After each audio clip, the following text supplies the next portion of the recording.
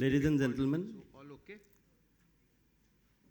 You all okay? Okay. Yeah. Ladies and gentlemen, distinguished guests and valued investors and analysts fraternity. A very good afternoon and a warm welcome to this highly anticipated annual investors and analysts meet of 2023 of Oil India Limited.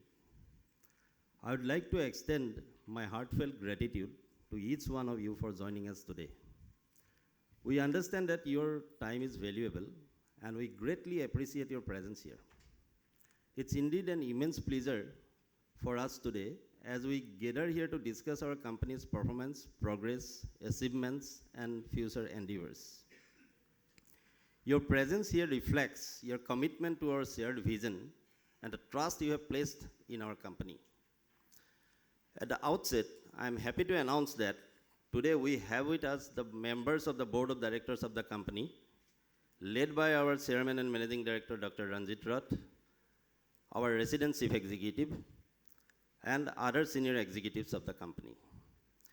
This gathering marks a significant milestone in our journey, and we will be excited to share with you the latest updates on our company's performance, growth, and strategic initiatives. I would like to convey our thanks to Messrs. Antique Stockbroking for coordinating this event. Dear friends, being investors and analysts, you have been an integral part of our success story. Your unwavering support, financial backing, and guidance have helped us not only to sustain and grow, but also to create values for our stakeholders. It's needless to mention that together we have overcome challenges, embraced opportunities, and consistently strived for excellence. In the past 2 to 3 years, our team has demonstrated resilience and agility in overcoming the unprecedented challenges, including the global pandemic. Despite the hurdles, we could achieve significant milestones, sustain our operations, and solidify our position. During today's interactions, we'll provide you with a comprehensive update on our operating and financial performance, key business initiatives, our strategic partnership across the energy value chain, the initiatives being taken by the company towards our commitment to environmental sustainability, and our corporate social responsibility initiatives. We firmly believe that businesses have a responsibility not only to generate profit, but also contribute positively to the society and the environment. This investor meet serves as an invaluable platform for us to engage in meaningful dialogue, exchange ideas, and address any concerns or queries you may have.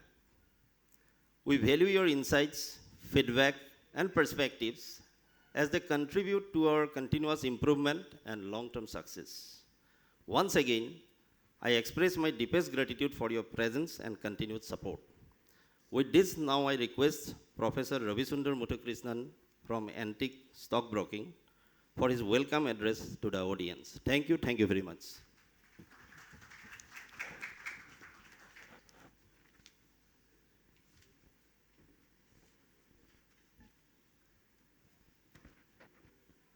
So good afternoon, ladies and gentlemen. I want to keep this welcome address very, very short. I think you need all the time with the management here. My name is Ravisundar Muthukrishnan. I'm the mentor at Antique Stockbroking. I, on behalf of myself, my colleague Vartharajan Shivashankaran, Mr. Kishan Mundra, and Team Antique, welcome you all to this investor meet with the top management of Oil India. The team, as you know, is represented by the CMD, Mr. Dr. Ranjit Rath, Director of Finance, Mr. Harish Madhav, Director Operations, Mr. Pankaj Kumar Goswami, Director Exploration and Development, Dr. Manas Kumar Sharma, and Director HR, Mr. Ashok Das. So without taking too much of your time, I would request the management to share their brief comments, followed by Q&A. Thank you very much, sir, and welcome you all to this meet today. Thank you.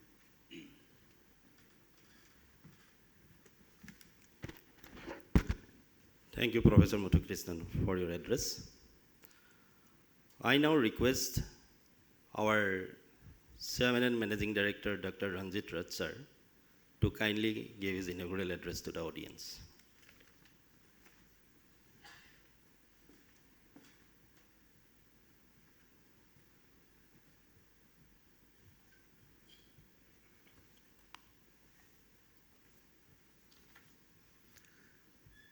Good afternoon. In fact, we are very, very thankful to each one of you, and we understand the evinced interest of everyone present here. And considering that you have keen interest in the business portfolio of Oil India Limited, we offer our heartfelt gratitude to each one of you and every investor they have reposed faith on Oil India Limited. So as part of the proceedings, we would have a brief address, and thereafter we will have a presentation which will outline the growth story of Oil India Limited, and then we will take up the Q&A session. So as part of the opening remarks, I would welcome all the analysts and investors to this meet and thank all of you for being here for a discussion with the management of the company.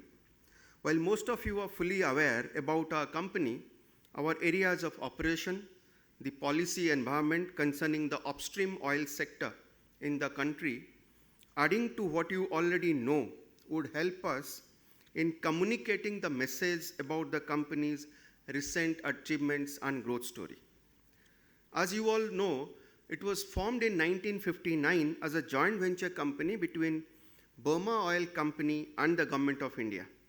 And Oil India Limited became a public sector undertaking in 1981 with the Government of India taking over complete ownership of the company.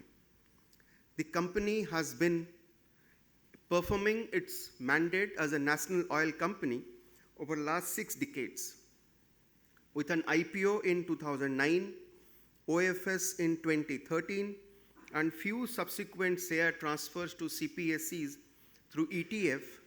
The present shareholding of Government of India in Oil India Limited stands at 56.66%. Today, we are the second largest and also the oldest national upstream oil and gas company in India. Having briefly covered the history and heritage of the company, now let me have a narrative, how did we travel since mid-90s? As you all know, since mid-90s, our operations are primarily concentrated in Northeast India and in blocks allocated to us under nomination regime. Under the Category 1 basin, the Assam Self Basin, where Oil India operates, is considered to be one of the prolific hydrocarbon-bearing formation, and we are operating out of the Assam Self.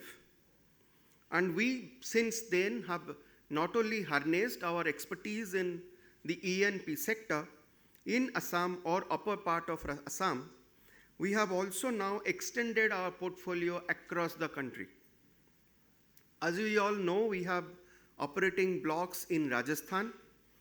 Then we had the new exploration licensing policy, and considering our participation in new exploration licensing policy blocks, we have 6 blocks and 4 as operator.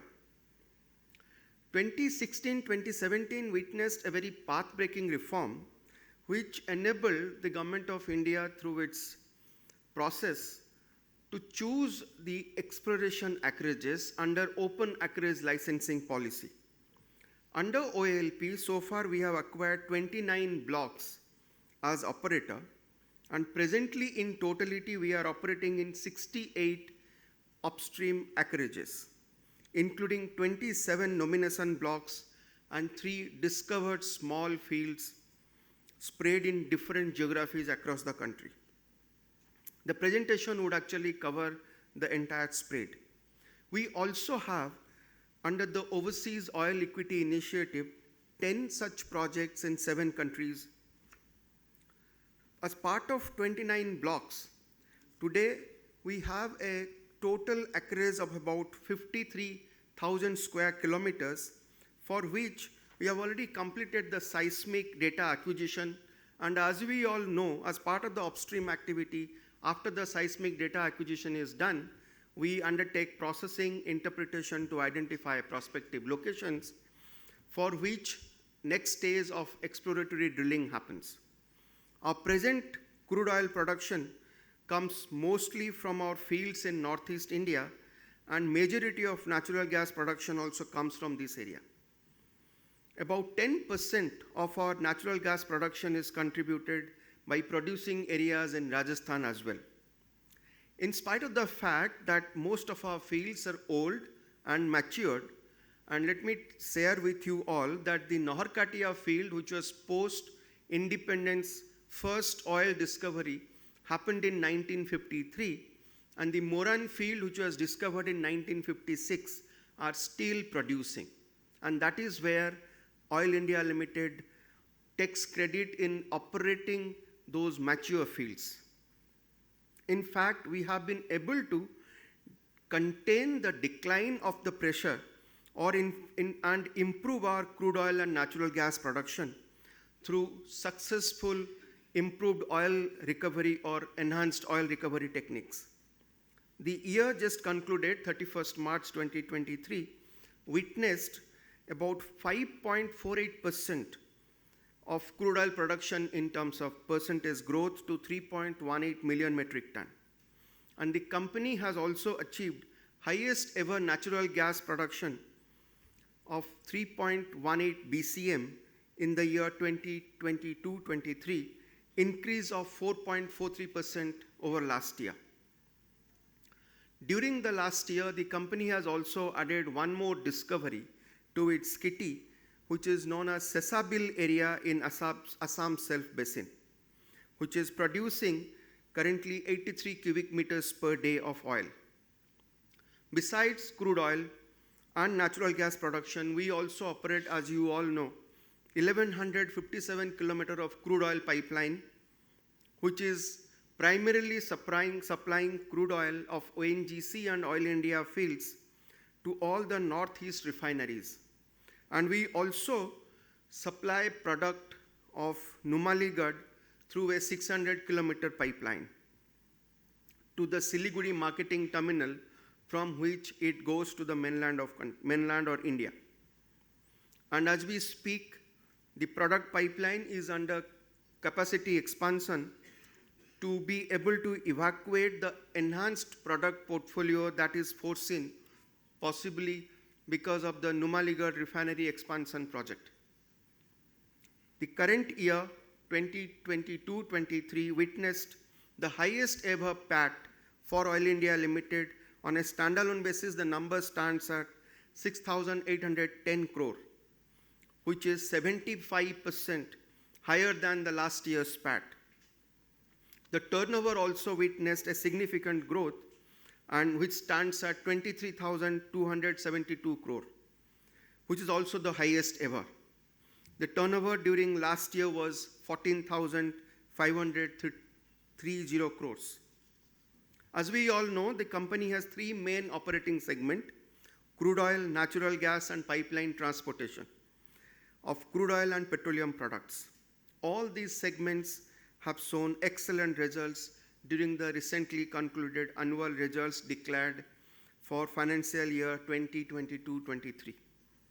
The Numaligarh refinery, our material subsidiary, has also achieved the highest ever crude throughput beyond the nameplate capacity, and that works out to be 3.091 million metric ton for the year ended 31st March 2023, since its inception.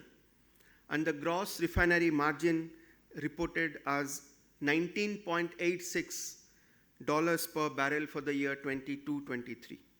At the group level, oil also reported highest ever turnover of rupees 41,038 crore for the year 22-23, and that's an increase of about 37%. At a group level, the PAT was also highest ever of 9,854 crore. The company has declared a final dividend of 5.50 rupees per share, and with this, the total dividend is rupees 20 per share or 200% of face value of our shares. We are currently, as we speak, preparing the strategic roadmap for 2040 in coordination with an internationally acclaimed strategy consultant. The plan is being worked out through an active engagement across the stakeholders and the main stakeholder of Oil India Limited, the employees of Oil India Limited. And the focus, A, to enhance the production, enhance our footprint in other areas of operation, pursuing the exploration efforts, both through organic and inorganic growth, and also to have diversification initiatives through forward integration and create an alternative energy portfolio. Our company, as you would have noticed, is being led by a very experienced management team you can repose faith on. We have best of the both worlds with independent and an autonomous management, and the benefit of Government of India linkages, which adds to our capabilities of engaging with overseas counterparts, which helps us being a national oil company through a G2G linkage in oil and gas sector. With this, I would request my colleague to take forward today's presentation, and then after that, I would like to invite all of you to participate in a very constructive Q&A session. Thank you very much.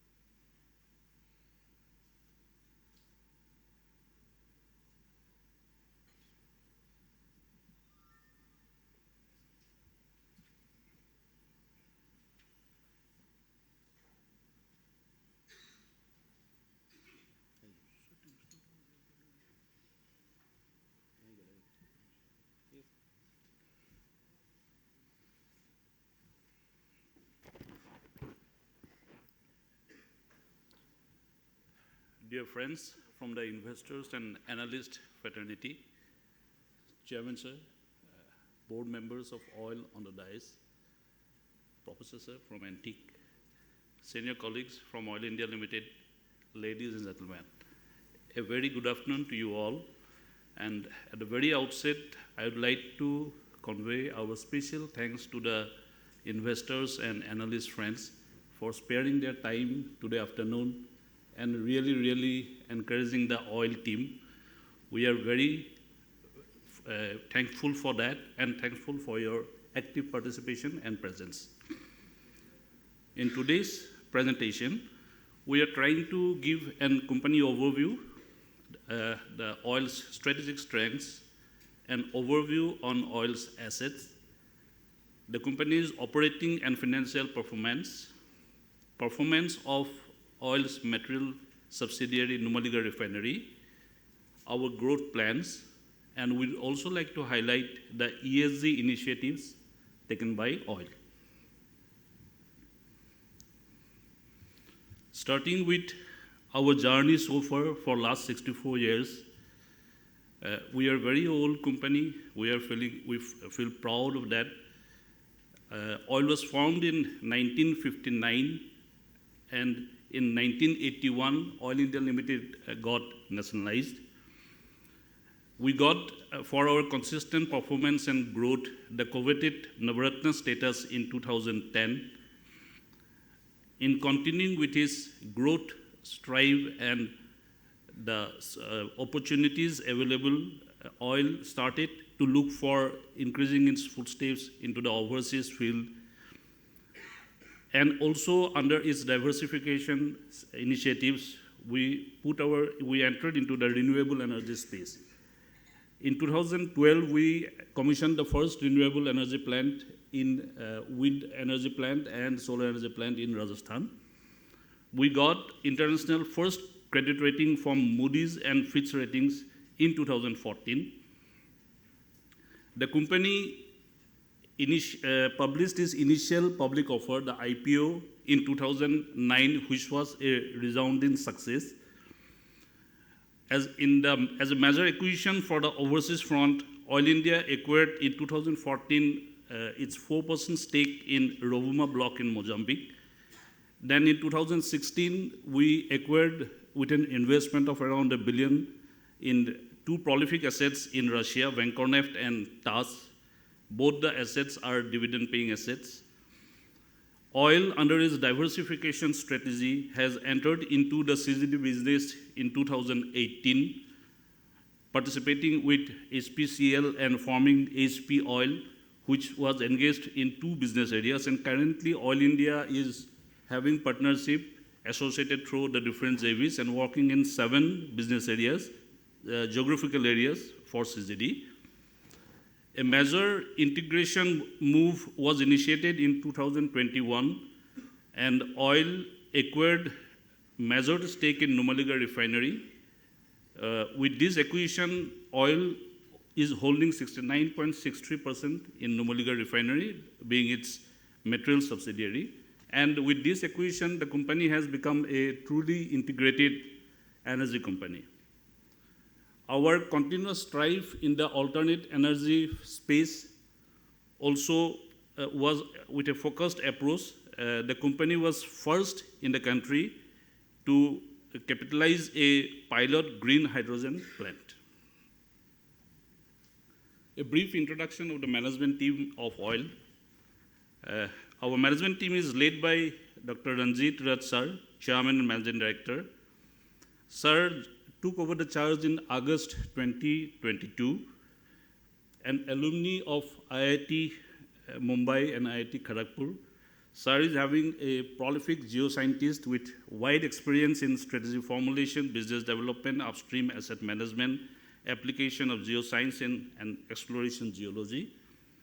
The other members in Oil's functional directors team includes Sri Haris Madhav, Director of Finance, Sri Pankaj Goswami, Director of Operations, Dr. Manas Kumar Sharma, Director Exploration and Development, Sri Ashok Das, Director of Human Resources. All of them are having wide experience of more than 30 years plus in oil and gas sector in their respective fields. Oil board also have a nominee government director, Sri Vinod Seshan, the director in MOP and NG. Sri Seshan is an IS of 2008 batch with his rich experience in different fields in various government departments. He contributes immensely in the functioning of Oil's board. The board also have 3 independent directors, Srimati Pooja Suri, Sri Raju Revanekar, and Sri Samik Bhattacharya. All of them are from diversified fields with wide experience and contributing in the oil board's functioning. As you all are aware, the financial year 22-23 has been an resounding year for Oil Group. We achieved highest ever PAT of 6,810 crore, a growth of 75% over the previous financial year. We achieved highest ever turnover of 23,000 crores, an increase by around 60%. Our EPS increased from 35.85 rupees per share to 62.80 per share in the fiscal year. On the performance side, there is growth in crude oil production as well as natural gas production with more than 5.4% growth in crude oil production. Our production for 2022-23 was 3.18 MMT. And we achieved highest ever natural gas production of 3.18 BCM, a growth of more than 4% over the previous year. With this performance on the production side, the pipeline throughput achieved during the year was also highest. Our material subsidy, Numaligarh refinery, they achieved the highest capacity utilization of more than 100%. In fact, their capacity utilization was 103% last year, which is in any standard excellent. The dividend per share, Oil has declared a dividend per share of rupees 20 per share. on the strategic strength side, Oil India is a diversified energy conglomerate with significant presence across the energy value chain. We have on the upstream side 68 E&P blocks with around 68,000 square kilometers of acreage. To handle its acreage and crude oil and natural gas production, the organization is having sufficient infrastructure. In the international scene, we have presence in 7 countries and in 10 blocks with a reserve, significant reserve, 2P reserve of oil 231 million barrel and gas 126 million barrel oil equivalent. We have received continuous dividends from our overseas investments. Cumulatively, it works out to around 800 million from the Russian assets.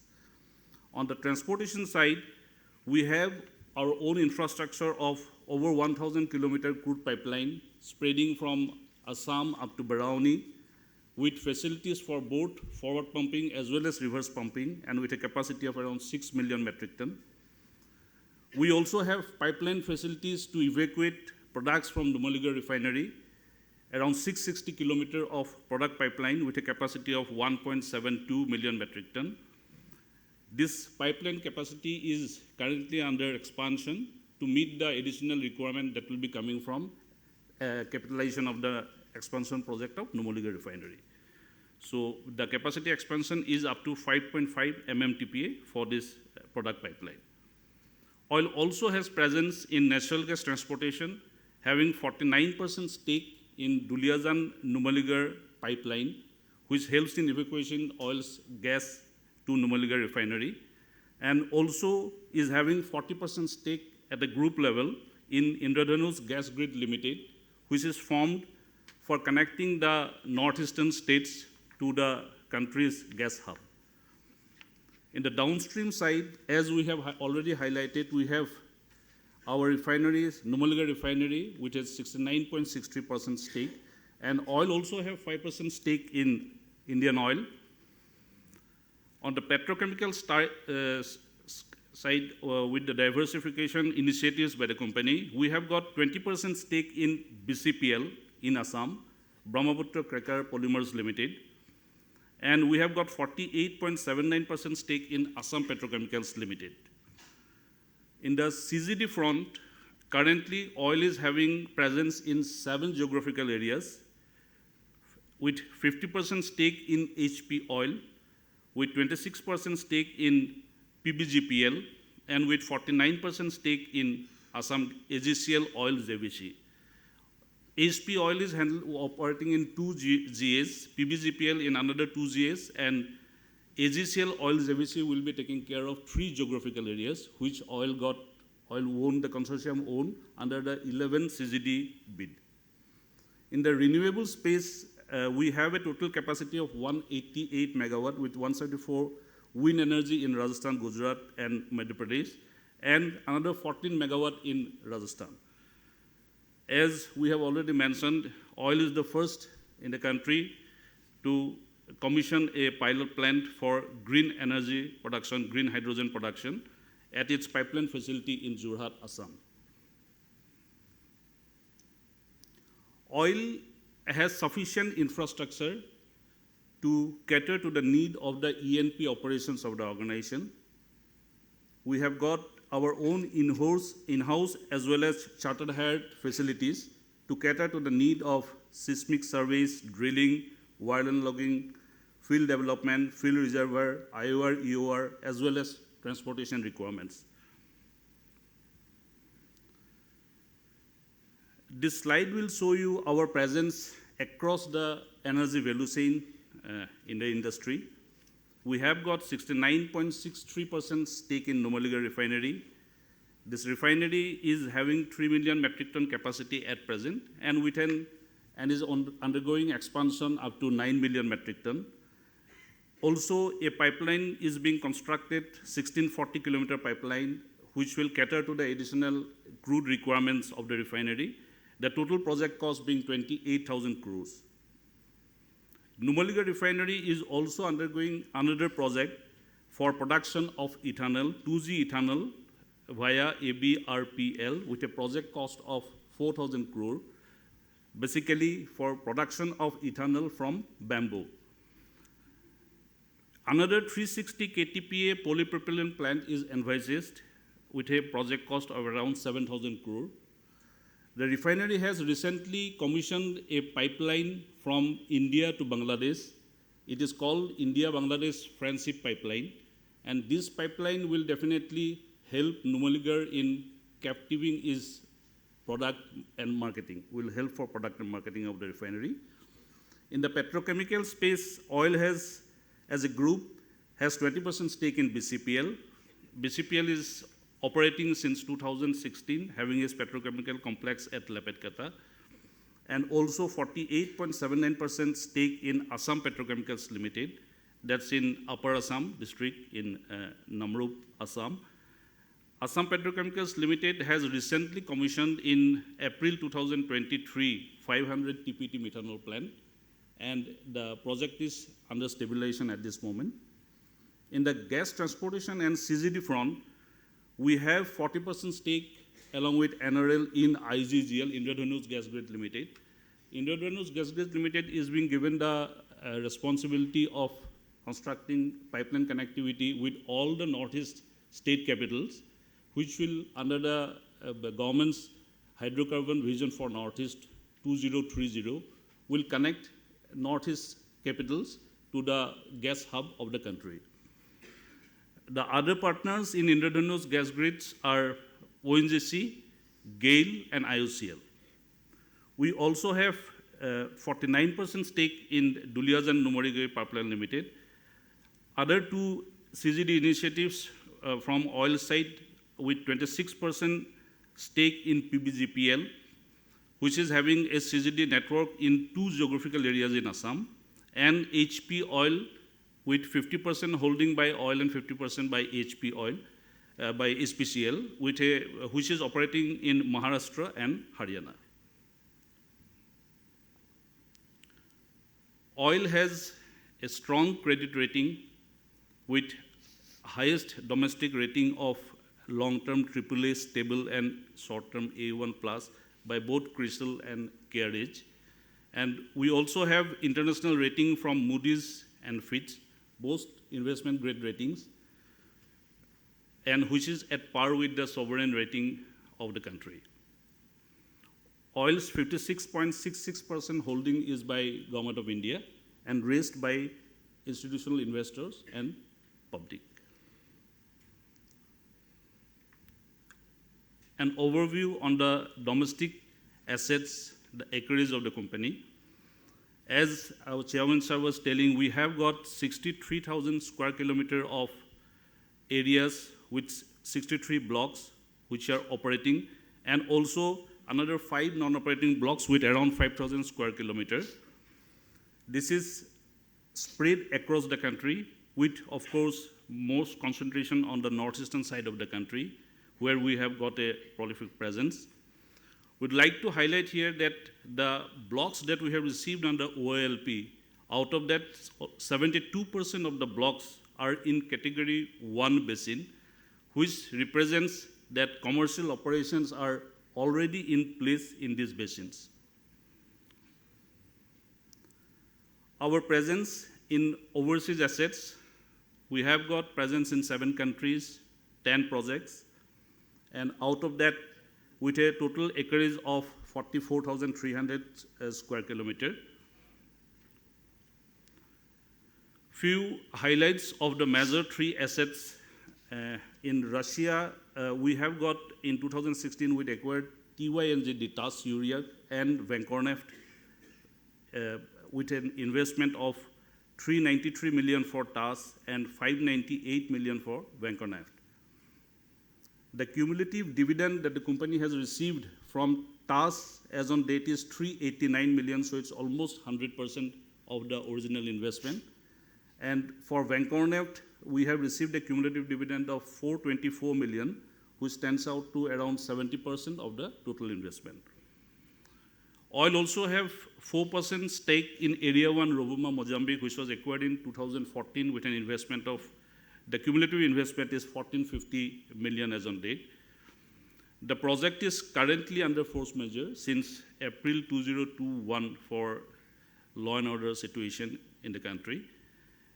However, with the developing stories, it is expected that the project will resume by mid-July 2023.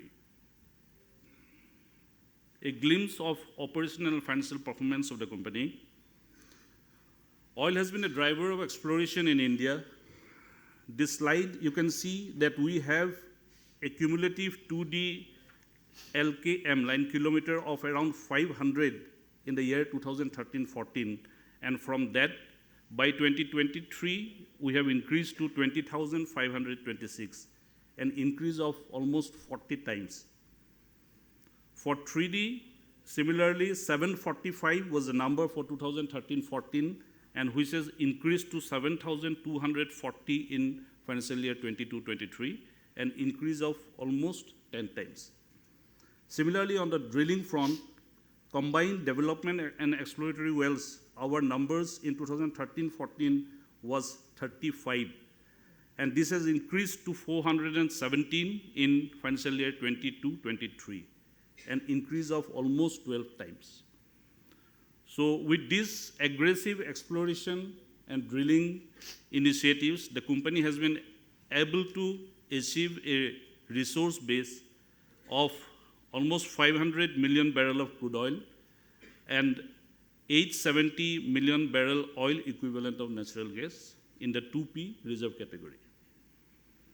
Oil has been able to maintain its reserve replacement ratio always more than 1. For 22-23, the reserve replacement ratio is 1.01. On the acreage side, we'd like to highlight that in last 5 years, our acreage has increased by almost 7 times. In financial year 17-18, our acreage was 9,300 square kilometer, which has increased to almost 63,000 square kilometer by the end of financial year 22-23. The company is also on the lookout for assessment of ultra deep and shallow water currently being carried out. On the reserve base of the company, as we have mentioned, we have got a domestic 2P reserve of 500 million barrel oil equivalent and 870 million barrel of gas.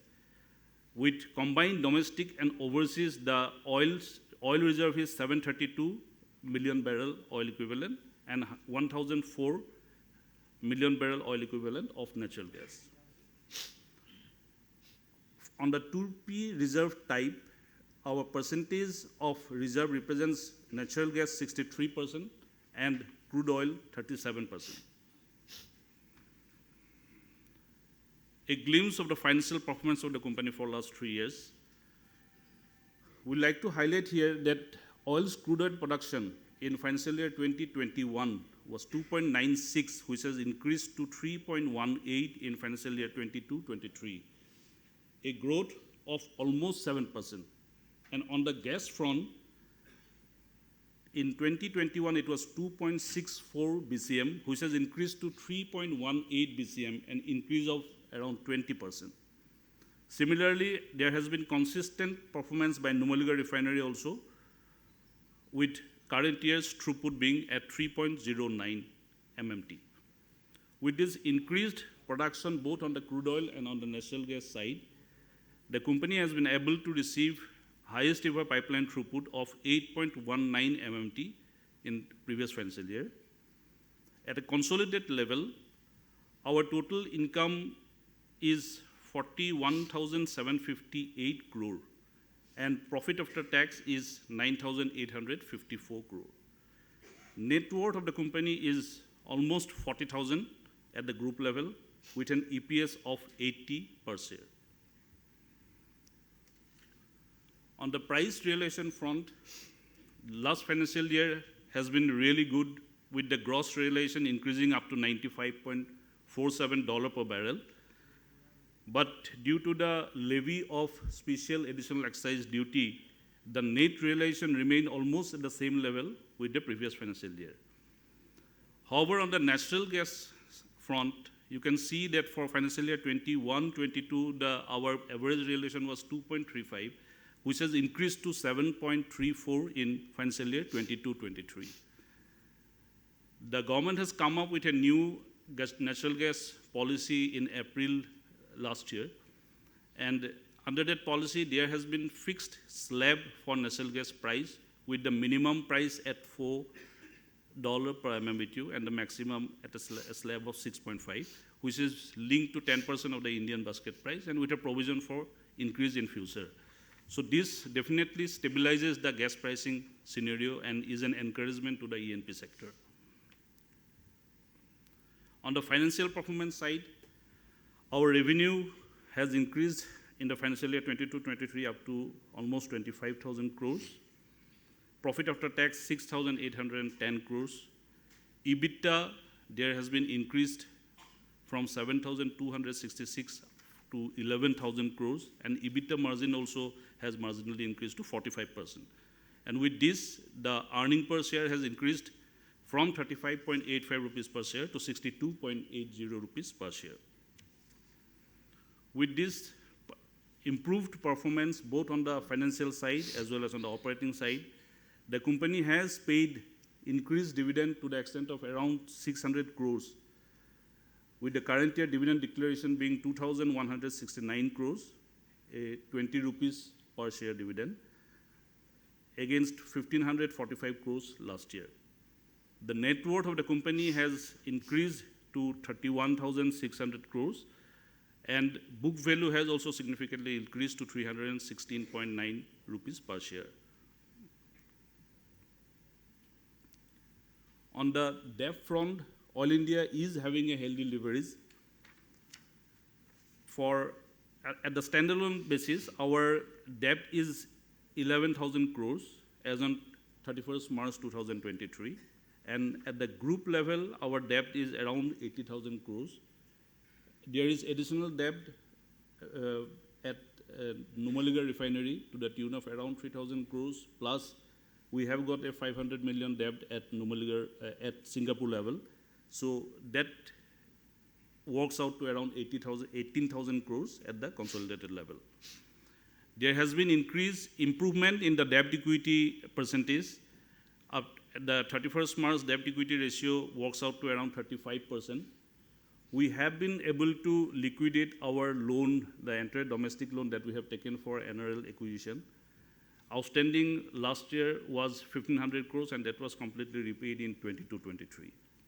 So as on date, the debt standing in the books is for acquisition of Mozambique project. A glimpse of the contribution to Exchequer by Oil India Limited.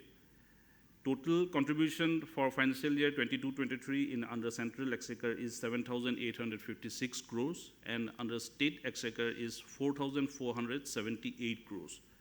Combined with oil and NRL, the total contribution to Exchequer works out to around 17,350 crore, with oil and NRL being the major contributor to the state Exchequer of Assam.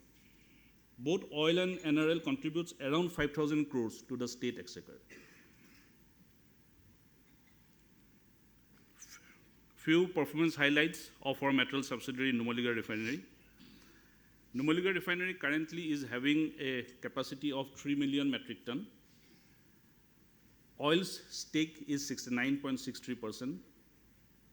The refinery is undergoing major expansion from 3 million metric ton to 9 million metric ton, and with a pipeline which is coming up, 1,600 kilometer pipeline from Paradip to Numaligarh refinery, basically to cater to the additional crude requirement once the expansion is commissioned.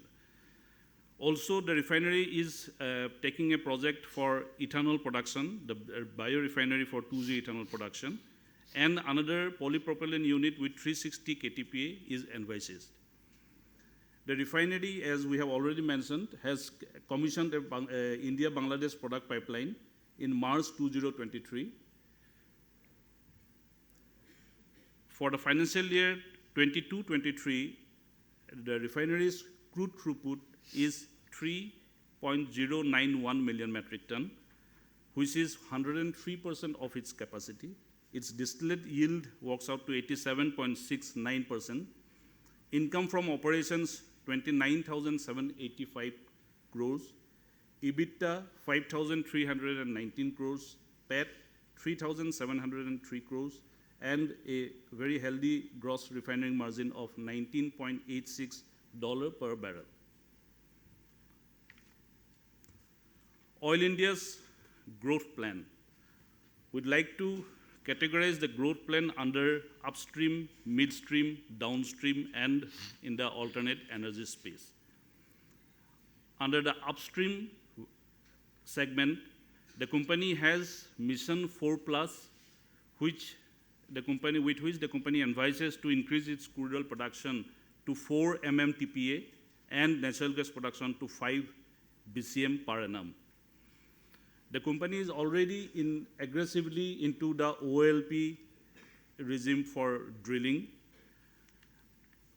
To increase its global presence, Oil India is in pursuit for overseas international assets.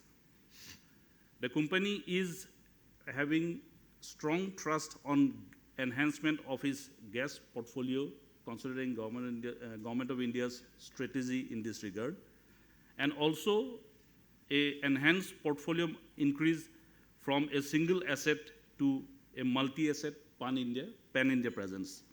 In the midstream segment, oil already have its stake in IGGL, which is which is basically implementing the project for pipeline networking under the CGD business. Oil is also advising increased pipeline connectivity for the product pipeline for Numaligarh refinery, and under this project, from 1.72 current capacity, the product expansion pipeline expansion plan is for up to 5.2 MMT. Also, through its participation in DNPL for gas transportation, there has been expansion plan in that regard for the gas transportation as well. Under the downstream segment, with its presence in Numaligarh refinery, there is already an aggressive push for the annual refinery expansion. There is concerted effort towards development of the CGD network in Assam, Haryana, and Maharashtra. Also, the company is envisaging its presence in the petrochemical industries, as we have explained in our earlier slides. In the alternative space, we are into diversification towards the green hydrogen initiative. Oil has already commissioned its first pilot plant, and it's under review, and formulations studies are going on so that use of the green hydrogen in business are being explored.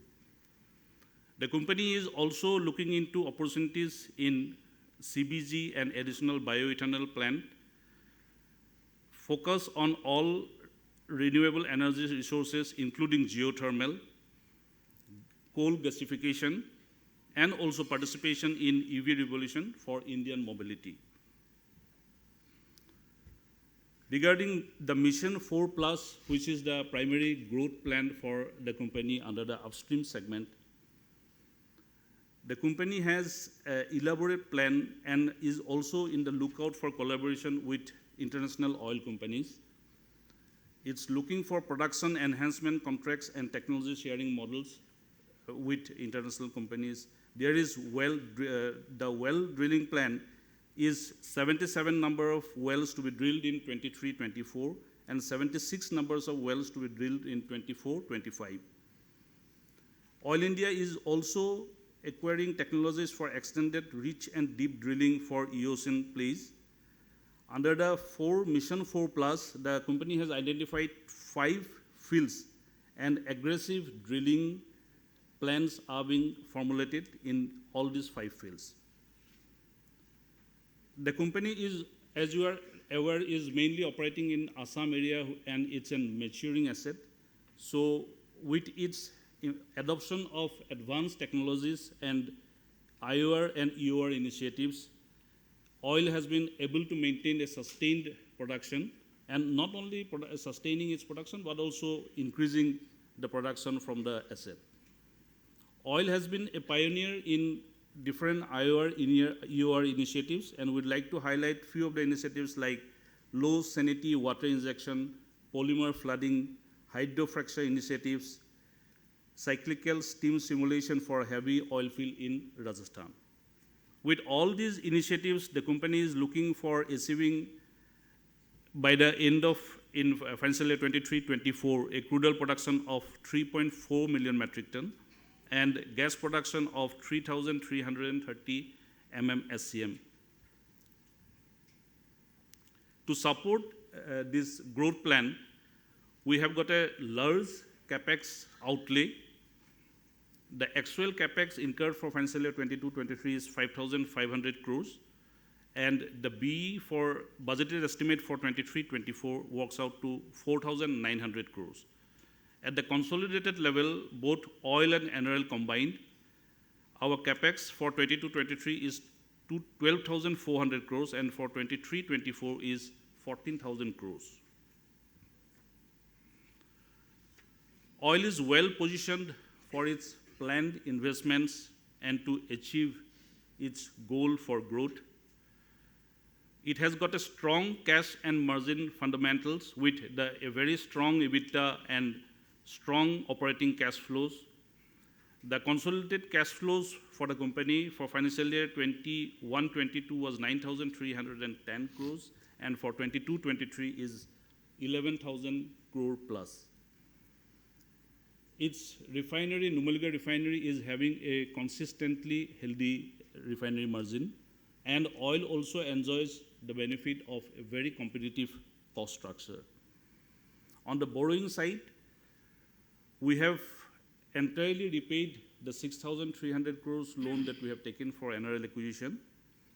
The current funding is only for Mozambique project, and all other capex and investments the company has made from its internal accruals. At a consolidated level, the debt equity ratio for 22-23 is 44%. The company has a significantly high interest coverage ratio, with EBITDA to interest for financial year 22-23 at the consolidated level is 18 times, which gives a strong liquidity and propensity for additional debt raising for the company. Few highlights on the ESG initiatives of the company. Both oil and NRL is working towards with a government's, in line with the government's target, with a net zero target of by 2040.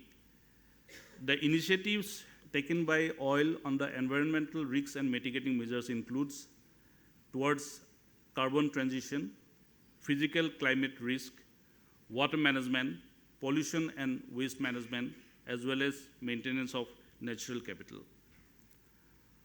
Oil, being a socially responsible corporate citizen, is also taking all the measures required for improving its customer relation, human capital, demographic and social trends, health and safety, as well as responsible production.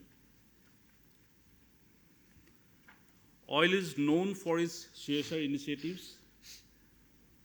It has been taking initiatives in all the fields of CSR, like promotion of art, culture and heritage, women empowerment, environment, augmentation of rural infrastructure, education, sports, skill development, healthcare.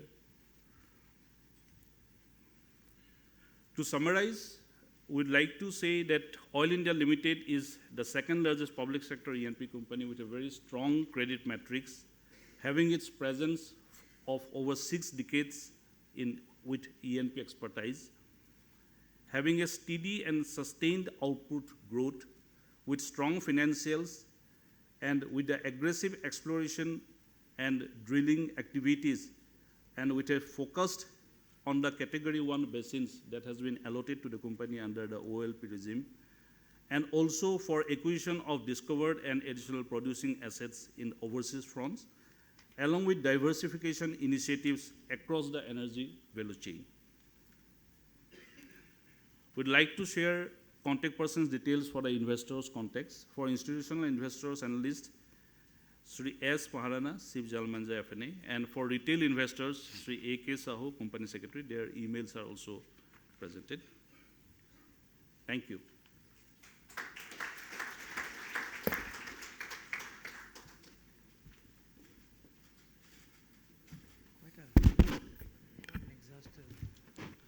Dear friends, with the completion of the presentation, our house is now open for question and answer. But we have a request to the participants. Please kindly mention your name as well as the name of your organization before raising your queries. Thank you very much.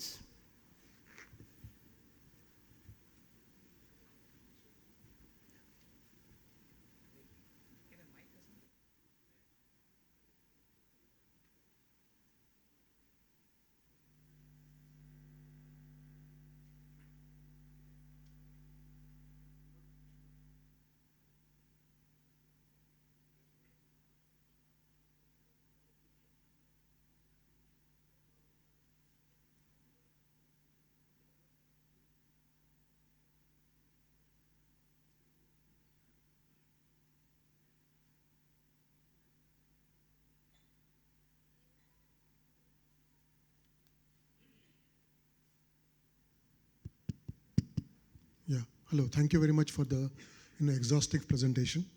My query was, so the biggest problem of India is that we are oil dependent on the global market, and those prices keep varying like anything depending on global factors. So my question is, as far as India's oil dependency is concerned, what steps are being taken by Oil India and ONGC?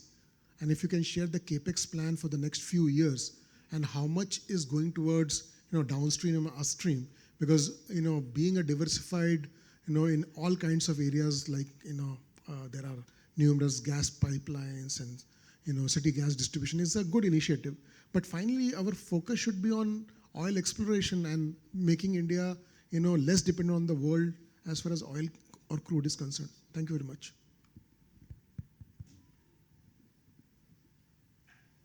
Hey, yeah. Sharat Chandra, Investment Advisor. All right. So a very valid point. Yes, India from an consumption point of view is heavily dependent on crude oil import, which stands at about 85%, and the demand is ever increasing. So there are two-pronged strategy which is adopted.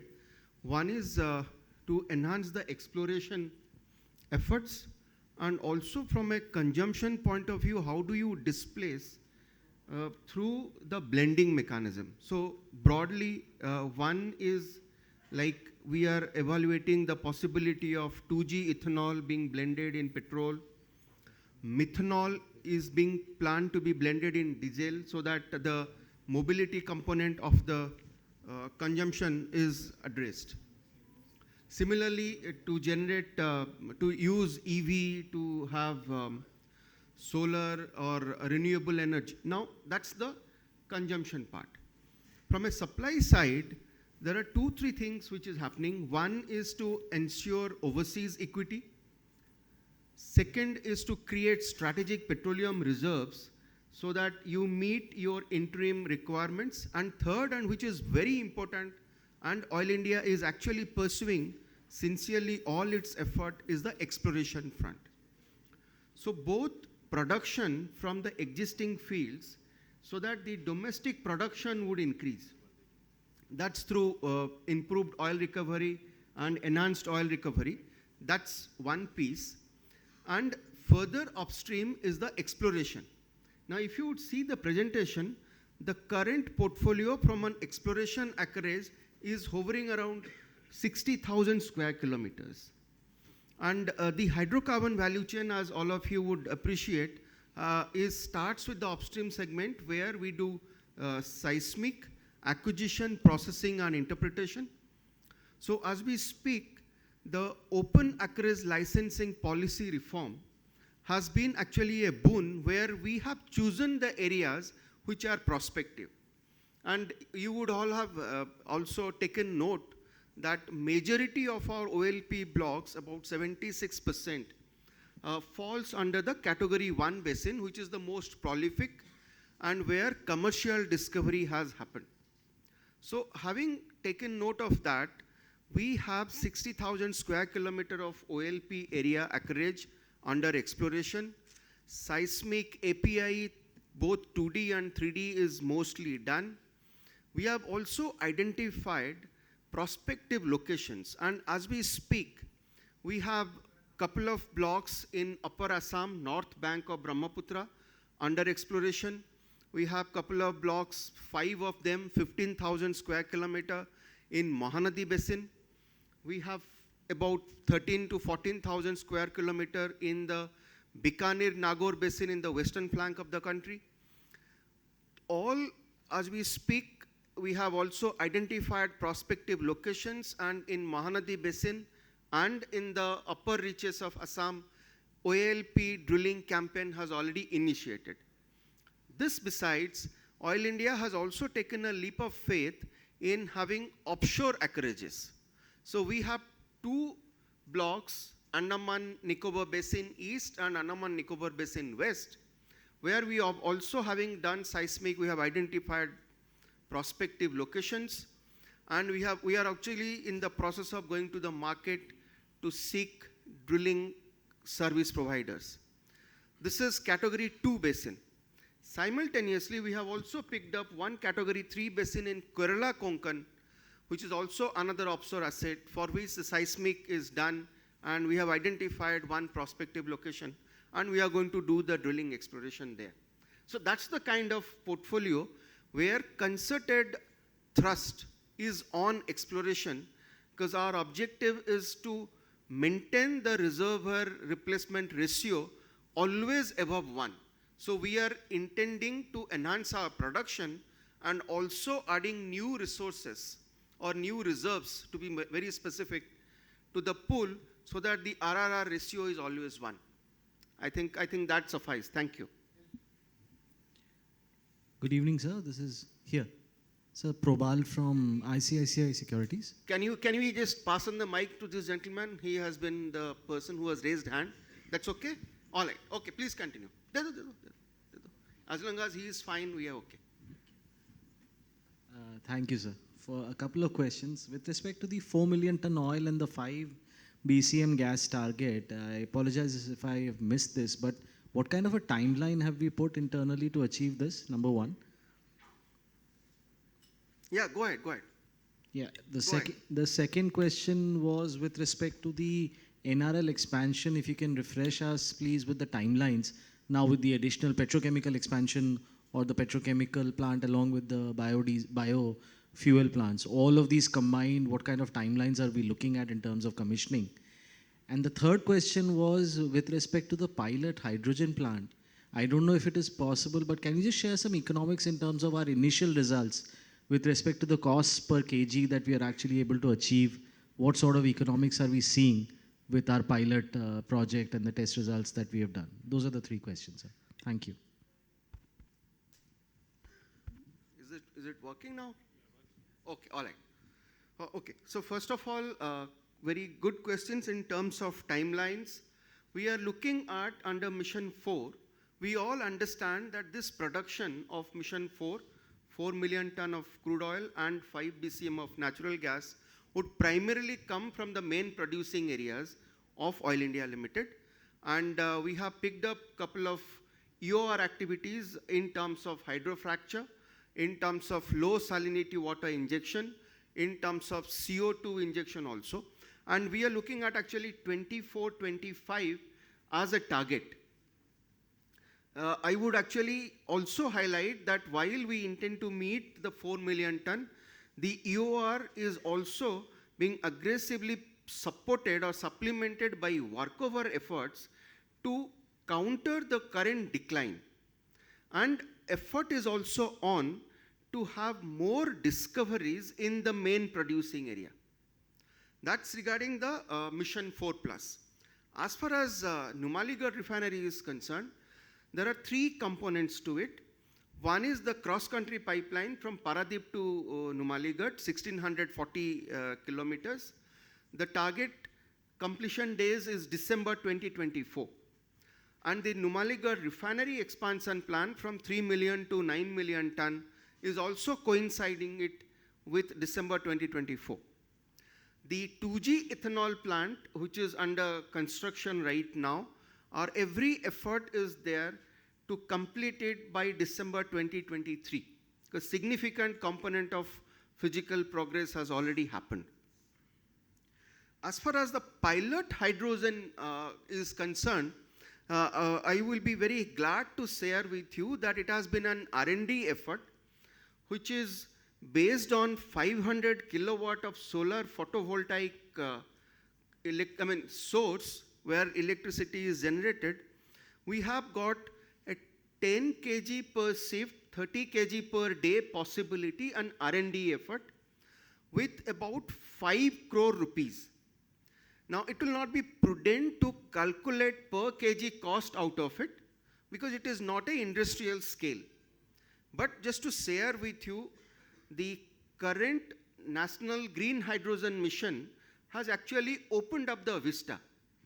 And we have already taken the first mover advantage, and you all would know that Honorable Prime Minister flagged off the startup initiative of Oil India Limited, where we run a hydrogen fuel cell bus in Bangalore this year during early February under India Energy Week. Now, having said that, with the possibilities of National Hydrogen Mission, Green Hydrogen Mission, now there is a concept of Hydrogen Valley is under discussion under the Department of Science and Technology. And as part of that Hydrogen Valley, a research organization will take the lead, supported by the industry partners. So I am very glad to share that we have evinced our expression of interest to DST that the Northeast Hydrogen Valley will be led by IIT Guwahati, where Oil India Limited and NRL are actually supporting the initiative as part of the industry partner. This besides 18 megawatt of hydrogen generation by NRL is also under construction, or we have just placed the LOA. That would primarily look at the consumption requirement of Numaligarh refinery. In addition to that, we are also having several discussions for the purpose of oil's participation in other possible hydrogen valleys, which is primarily coastal driven. Thank you.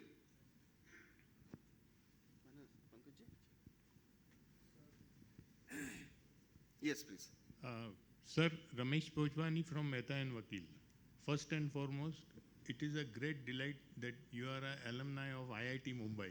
Thank you. The atmosphere and the vibrancy at IIT Mumbai is simply unbelievable. Thank you. Thank you very much. Giving us only entrepreneurs or heads of big corporates as you are placed. So that was the one part. My colleague has asked a lot of questions which were in my mind, but in the presentation, there was a reference that our debt today is around $500 million, which we have invested in Mozambique. And Mozambique, one slide showed us 50 to 75 TCF of gas reserves. Now, would like to have your insightful observations on that, because energy security is on the prime agenda. I'm so glad you asked that question. First of all, thank you very much for that appreciation. It's all about the cause of energy security of the country. Yes. See, Mozambique has been a very strategic decision, and Mozambique investment is actually an India Inc. investment, where we have Oil India, BPRL and OVL. Together we have invested. Unfortunately, what has happened, there was a change in the operatorship from Anadarko, and then finally it is with Total. The best part is the force majeure which was in place it is all likely that we are going to have very soon the force majeure getting lifted. That's number one. Number two, we have already got the respective approvals in place, and till now we were honoring the cash calls of the operator to start the construction process. And as we speak, we had discussions with the operator, together as India Inc. And there are discussions are on in terms of resuming the operations of the both offshore field development and then the LNG trains. So in all probability, the way we have reassessed the situation, though there will be an escalation of investment, and I must share this, the project is going to get on stream by 27. The best part of Mozambique, which also under discussion, is the eastern coast of Africa is in the closest possible proximity to the western coast of India, which has got maximum LNG terminals to receive natural gas. So serious discussion is also being undertaken at a G2G level and at a sectoral level to lift the natural gas, the LNG, gasified and regasified here on the western coast. So in all probability, we are going to resume the work, and we will have now, by virtue of the discussion that we had, we'll now have more active engagement of the stakeholders as India Inc. in the project. That would also be a learning curve for us, because at this point of time, that will be one of the largest offshore field development in terms of gas field development. So we will be able to create a capability development for replicating such learnings in the Indian waters. Yeah. So we are all positive about the Mozambique investment. Thank you and all the best. Thank you. Sir, can I go ahead? Yes, please. Yeah, my name is Vipul Shah. So, sir, my first question is, what is the cumulative expense we have done till date on NRL from 3 million to 9 million tons? And it is on the NRL's, all the debt is on the NRL's balance sheet, or it is on the Oil India's balance sheet?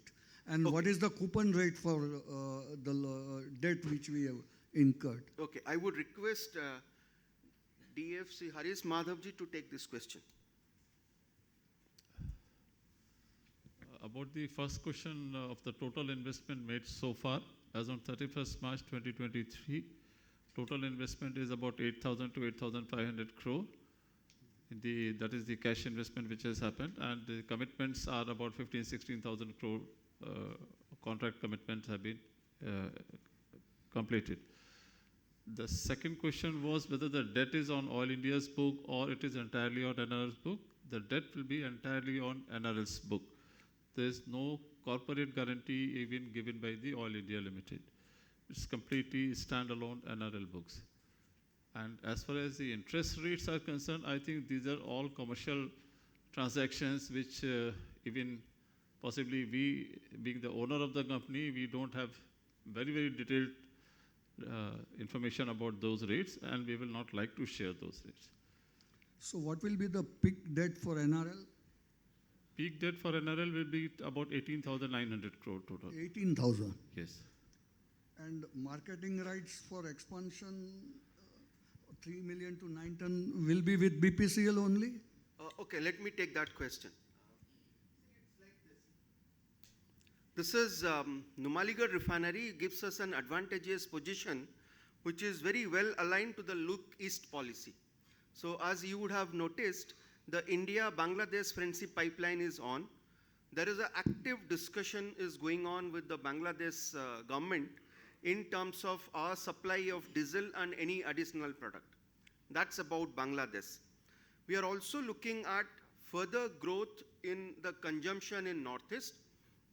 And as we speak, the pipeline, the product pipeline is getting expanded, capacity expansion, for reaching out through the Siliguri marketing terminal and further possibility of going to Barauni. And it is not exclusively to BPCL.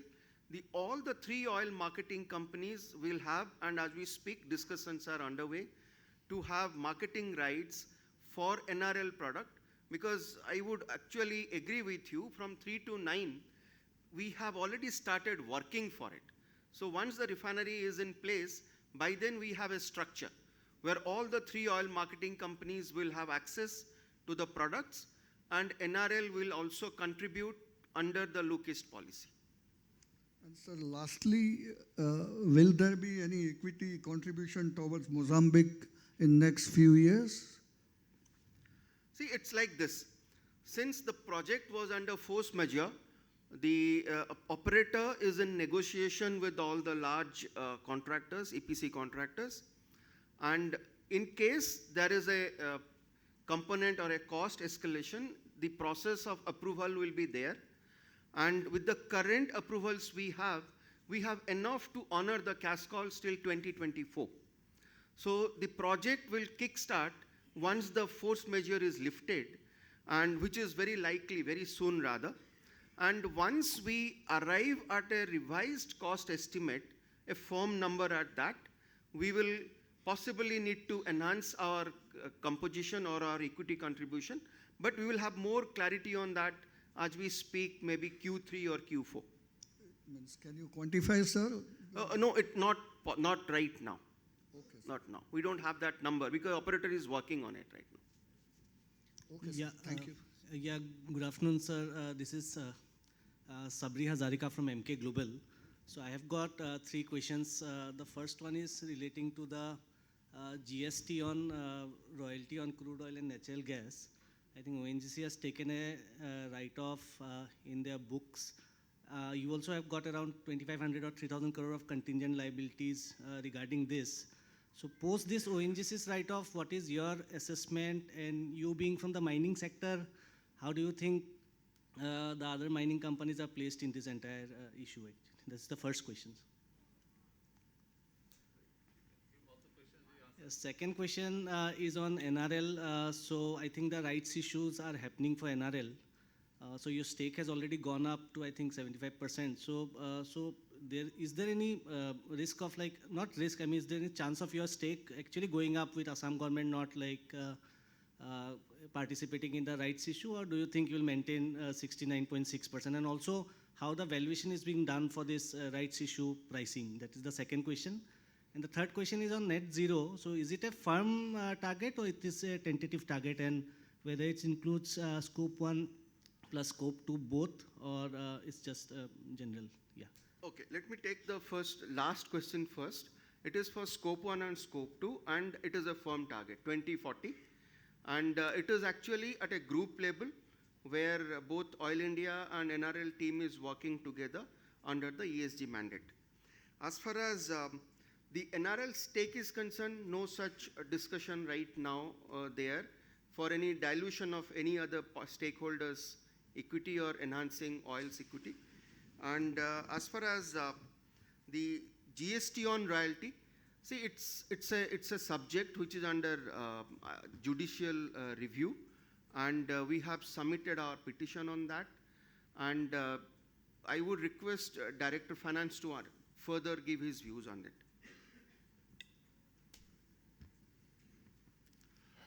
See, both Oil India and ONGC, the matter is similar, and we were following a similar policies as far as the accounting or treatment of this liability in the books of accounts is concerned. And for us, we don't find any trigger as of now or any change in the matter before the court. We have a stay on the payment of the demands beyond a particular time of a point of time. So I think for last 1.5 years, even the cash deposits are not happening. So matter is under litigation. This is a new development which ONGC has taken. What call they have taken, we don't know. We can't comment on that. But as far as my company is concerned, there is a litigation going on. I think we are in full favor of continuing with that.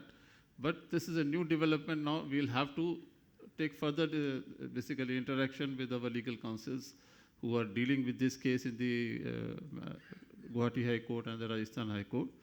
And if something is required, we'll take appropriate action. But at this point, I don't think any change in the policy or treatment of this liability by Oil India is warranted, or we are going to comment.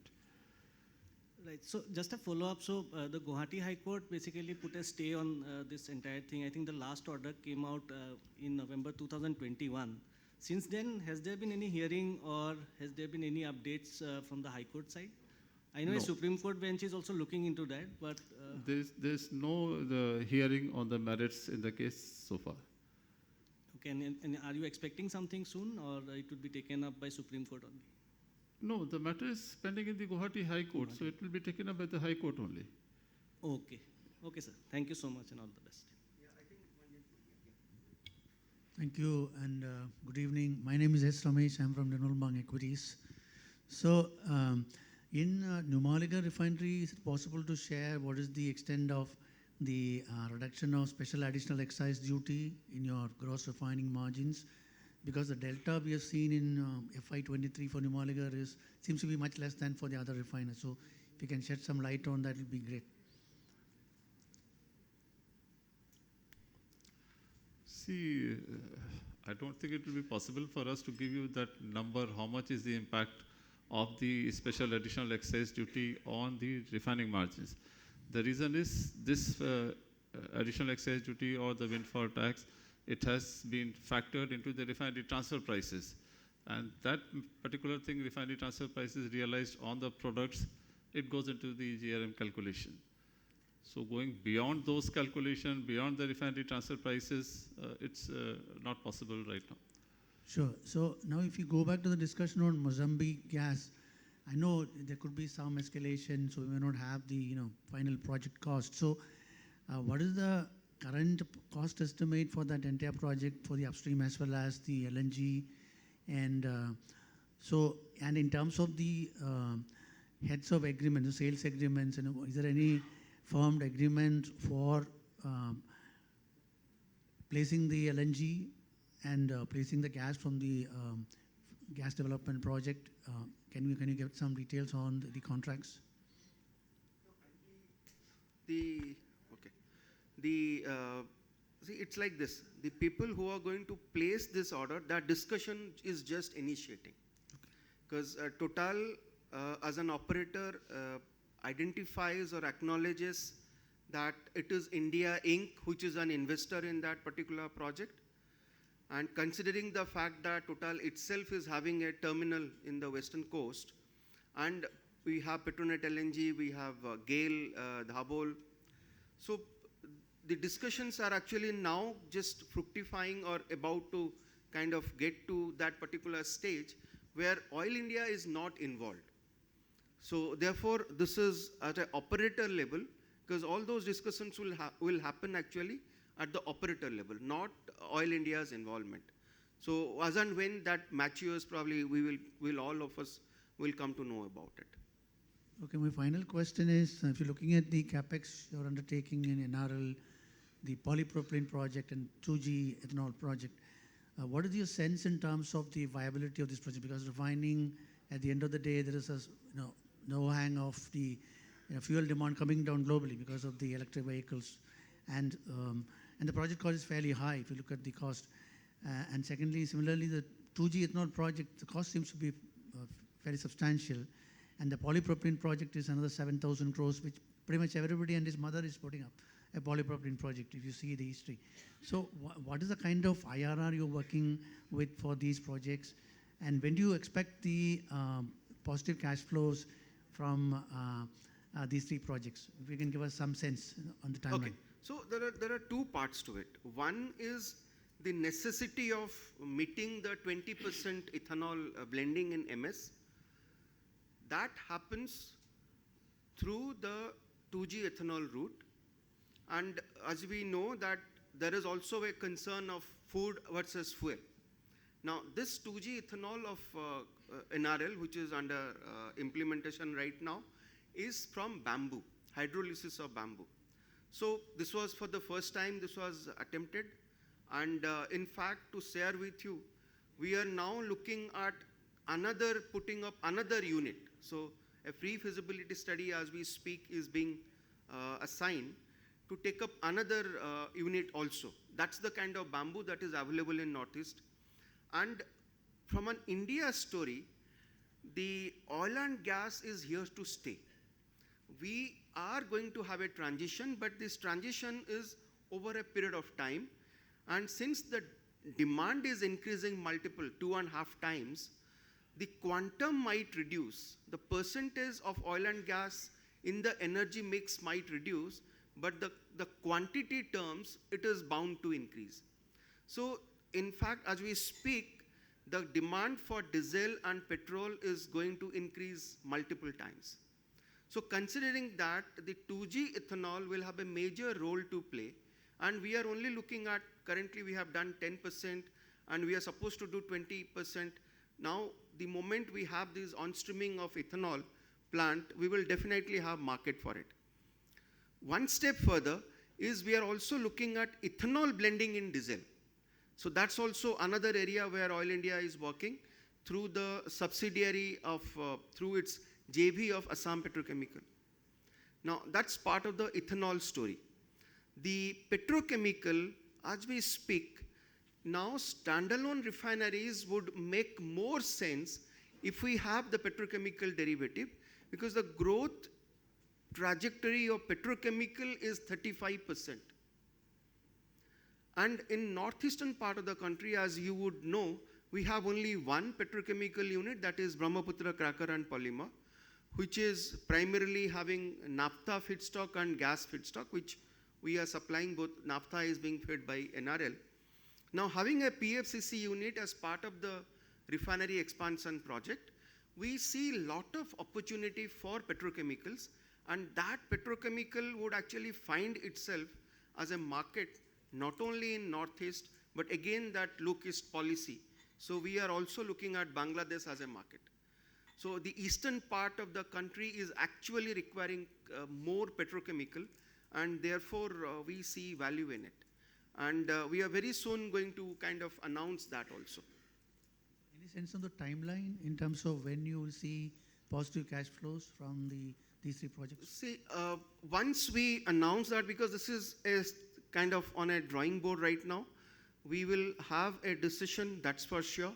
And once we start the project, we will have a timeline. And the best part of this petrochemical investment is that lot of things would have common utilities from the refinery expansion program. So we want to actually take up this investment decision on a very soon basis, and that will not coincide with the refinery expansion, it will go beyond, but lot of common utilities will give us benefit, both in terms of cash flow and early completion. Thank you very much and all the best. Thank you.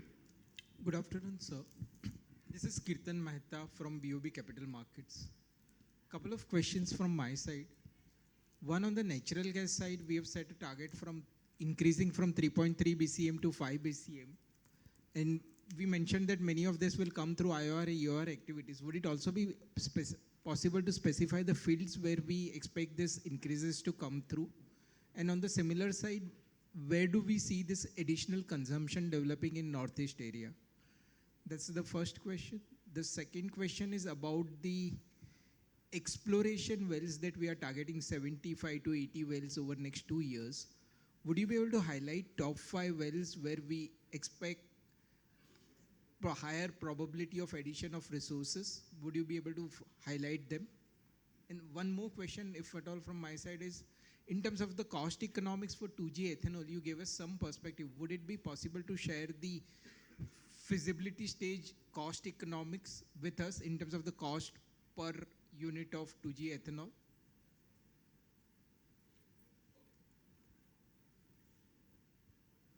Natural gas is a very nice story. It is like we have the potential to produce, and as we speak, we know that the Indradhanu Gas Grid Limited, which is part of the hydrocarbon infrastructure vision of 2030 for Northeast, is actually, as we speak, is being implemented, and it is being implemented on schedule. So there is a phase 1 that will happen by December 23. Then there are phase 2, phase 3 and phase 4 already lined up. And the intent of sharing IGGL, where we have at a group level 40% stake, has got very significant bearing, and we are looking forward to that commissioning of the pipeline on the gas, both supply side and consumption side. That's number one. Number two, we all know that we have our significant presence in terms of about 7 geographical areas. So all these pipelines are actually going to cater to the geographical areas for the purpose of CGD, both in terms of CNG and PNG.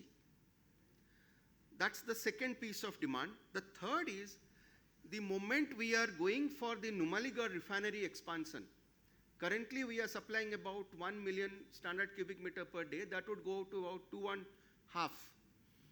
Plus the fertilizer plant of BBFCL, that Namrup 4 is also on the cards.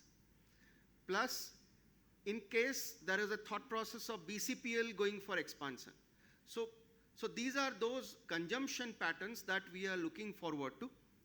Now, in addition to that, there is a pipeline crossing which is being implemented as we speak by GAIL, which will actually connect to IGGL, and both national gas grid will be connected to the northeast gas grid.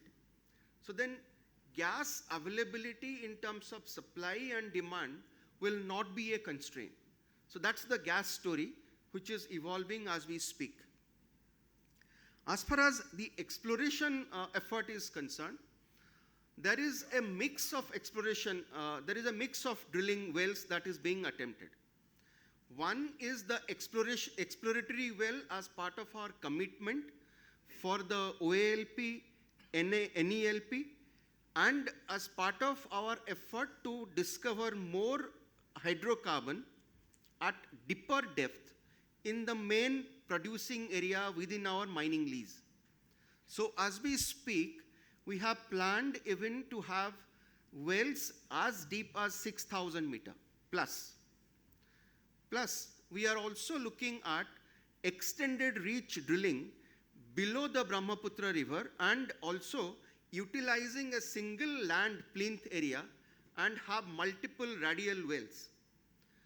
Plus, we are also looking at the already discovered fields where we have identified multiple pay zones, and we would do development wells. So the 70 well plus 70 well that you are looking at as part of our rolling plan for next 2 years is primarily including these deeper wells and shallow wells. In addition to this, this also includes additional wells to be drilled in Rajasthan Basin, where we are implementing very, very successfully, and one of its kind, the cyclic steam stimulation, where we are actually injecting steam to a depth of 1,000 meter and making the heavy, thick, viscous oil to flow to the surface. So this is the exploration part. As far as the 2G ethanol is concerned, currently the effort is to complete that project, go for the commissioning, because this will be a first of its kind on the bamboo based. So he has rightly picked up, having established the cost numbers will derive. But this is a mandate as a national oil company. We would offer as part of a 20% blending. But I can give you an assurance that the ROI of the project is still protected. Thank you, sir, for very detailed answers. Thank you. One follow-up. On the exploration, would you be able to share the exploration budget for drilling for next 2 years? Survey and drilling separately, basically. Survey and drilling separately, that would be about, say, 30 to 40% of it. Yes, survey and exploratory drilling, if you call, that is the exploration, it is about 40% of the total plan. CapEx. Total capex. Thank you. Yes, please. Yeah. It's Varatharajan from Antique. So on this net zero targets, what I observe is that for the next 2 years, there's no major capex. But the following 5 years, broadly, what kind of a proportion of your capex will be dedicated to renewables or any of these net zero related projects? And what could potentially be the hurdle rate you would consider? Would it be similar to your exploration or core business hurdle rate, or is it going to be any different? See, the effort for net zero is actually a mixed bag. And you have rightly picked up this current year. I will not say that there is no capex. There is certain component of capex. I'll just tell you a couple of initiatives. We are, as part of net zero initiative, we are also looking at our sustainable business model, where the formation water, which is being derived as part of our production, is being pumped back as part of our efforts for recycle. That's one. Two of the projects are on schedule, and we have completed those projects on time also. This apart, we are also looking at those stranded natural gas, which is A, either being flared under constraint, B, we are unable to produce. The intent is to capture them through modular skids and ship it or truck it to the CGD network that we have. That's the second part, for which we have already gone to the market. We have got a couple of initiatives. Third, we have also changed, or in the one piece we have already implemented, a 3 into 10 megawatt gas-based engine. That is already implemented, and similar such initiatives are also being planned. Next, the thought process is also there. How do we harness the geothermal energy? A, how do we harness the carbon sequestration possibility? Because as an oil and gas company in the space of upstream, we understand the subsurface formations more than anyone else. So we are actually, as we speak, we have already gone to the market to understand the possibility of carbon capture. And we have a collaborative framework with BCPL, Brahmaputra Cracker and Polymer, where we are getting 99% pure CO2. So that is getting captured from Lepetkata, and it is being brought to one of our field, A, to attempt EOR. In similar manner, we are also evaluating a couple of our abundant wells, about 1,000 to 1,200 meters, because the moment it goes beyond 1,200 meters, the cost economics fails. So we have picked up a couple of abundant wells and started looking at it, the possibility of sequestration of CO2. So all these studies would actually find its dates and the numbers in a year and two. And then you are right, we will have a capex for all of them. And by then we expect that there will be policies for this, and all the thermal power plants will also come on board, and we will have collaborations. Thank you, sir. Thank you.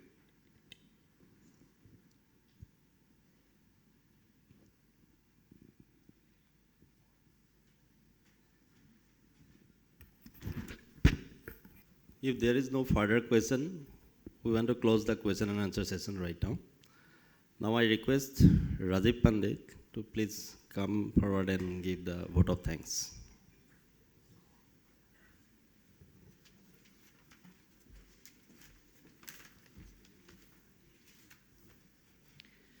Good afternoon, everyone.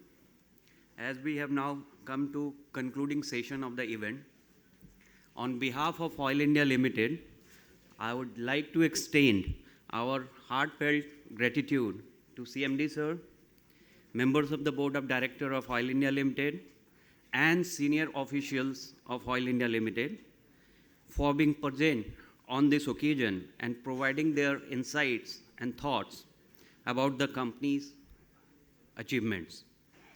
I would also like to extend to all the analysts, investors, and experts for being present in this event, for raising their valuable points, suggestions, and in helping us making the event a grand success. We also solicit similar support and cooperation from the investors and analyst fraternity in the days and year to come. I must also take on record our sincere appreciation to Messrs. Antique Stock Broking for coordinating this event for Oil India Limited. I also extend my thanks to the organizing team for organizing the event so beautifully. The high tea is ready, sir, and now I request everyone to please join us for the high tea. Thank you.